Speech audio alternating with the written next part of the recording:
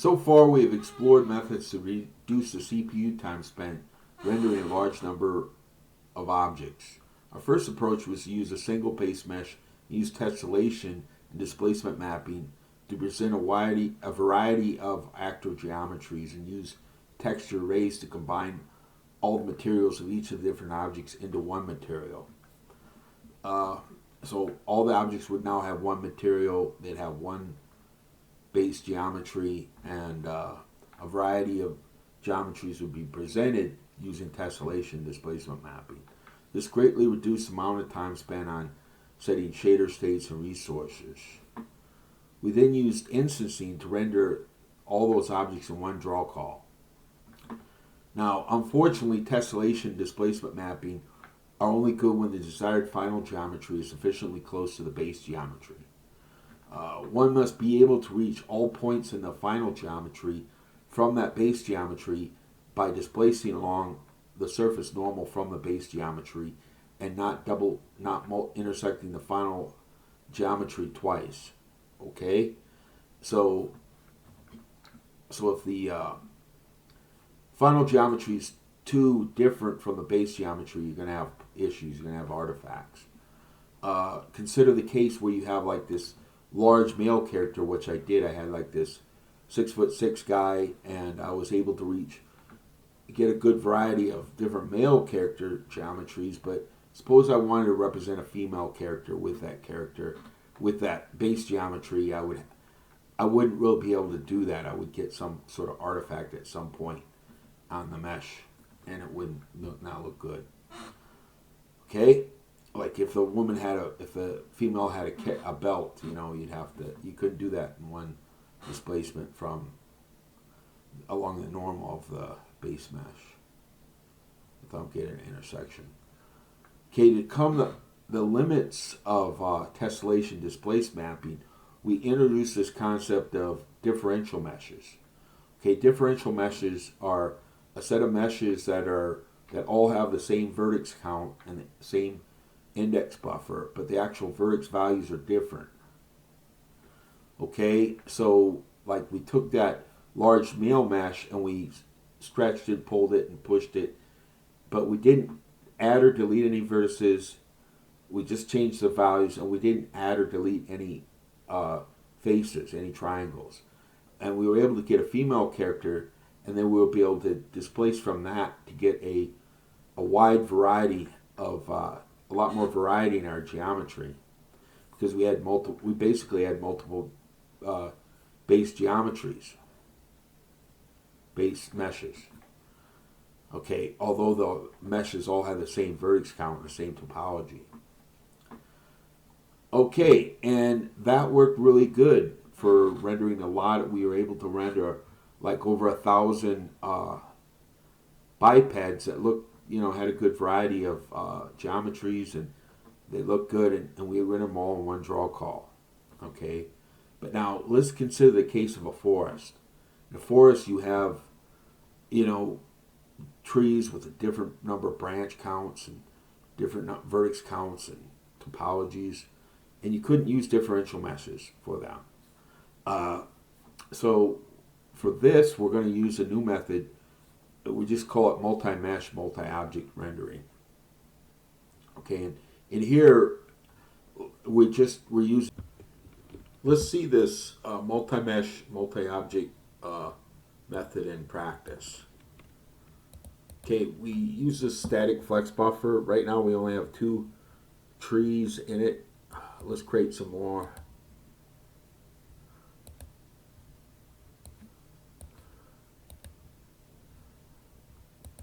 This is going to be like a ponderosa pine.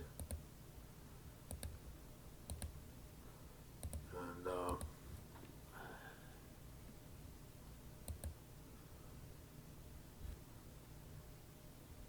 so it created that mesh there.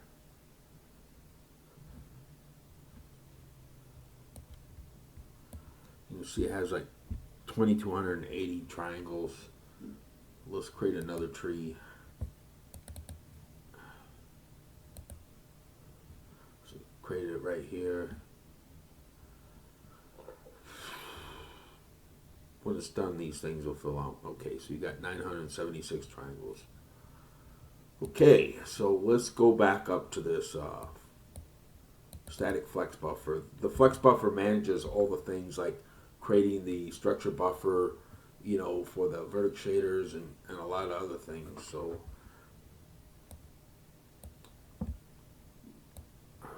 let's drag and drop it here. Drag and drop the tree there. Then let's go about 1,300. So we're going to be able to have 1,300 trees of different types of meshes, and all rendered in one draw call. Okay. This buffer type says multi-mesh. If you want to do a differential flex buffer, you would do here. If you want to do basic instancing, you would click the first entry. But let's click the multi-mesh. B for build. And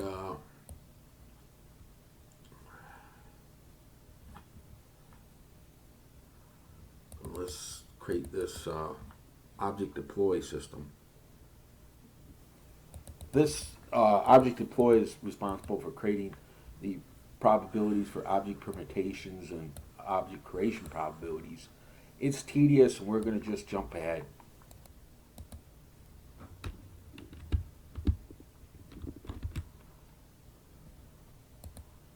So wherever we click,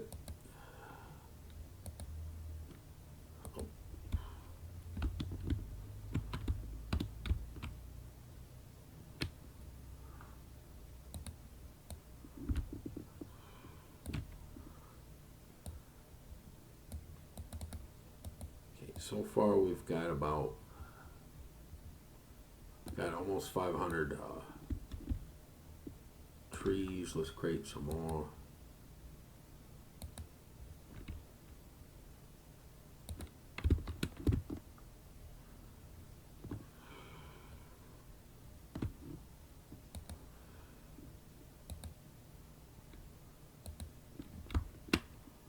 Okay.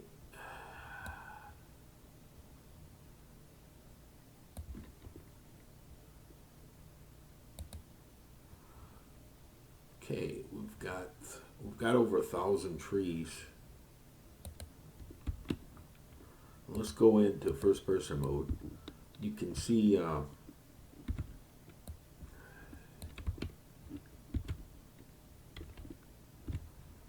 go in the forest and look at them. Now I don't have a mesh set for this player camera, so it's not going to do any collision. I can walk right through objects. But I'm still constrained on the surface of the earth. I can't fly around. But see, I have a different variety. I have like a ponderosa pine, a spruce, I have like a birch, and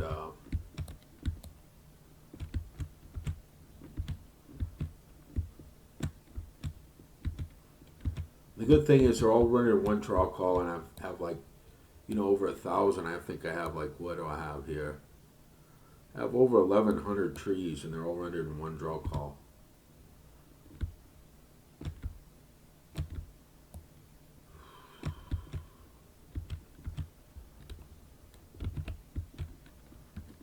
And you can see the shadows are moving.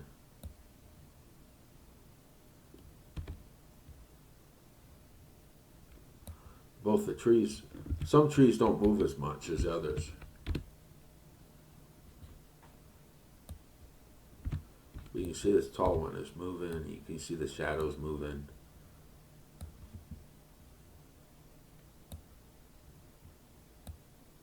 You can see the tops are moving. So there it is.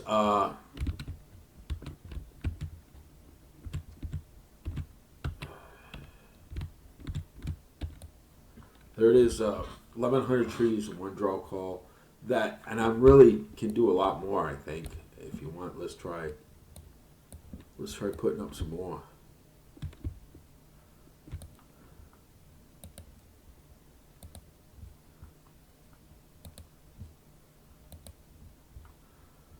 Okay, so I should have around.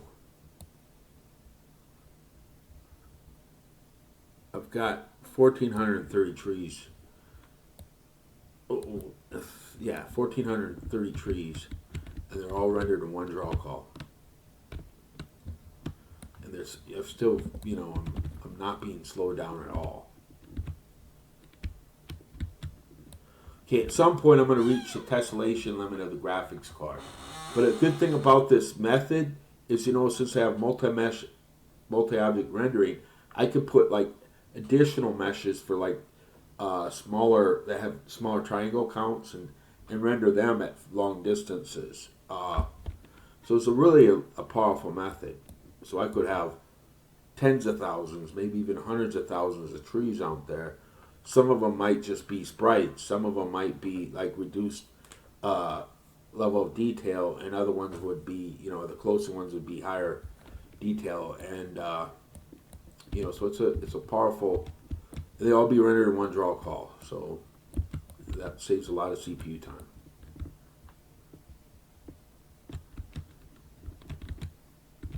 Okay, thanks. Thanks a lot. Bye.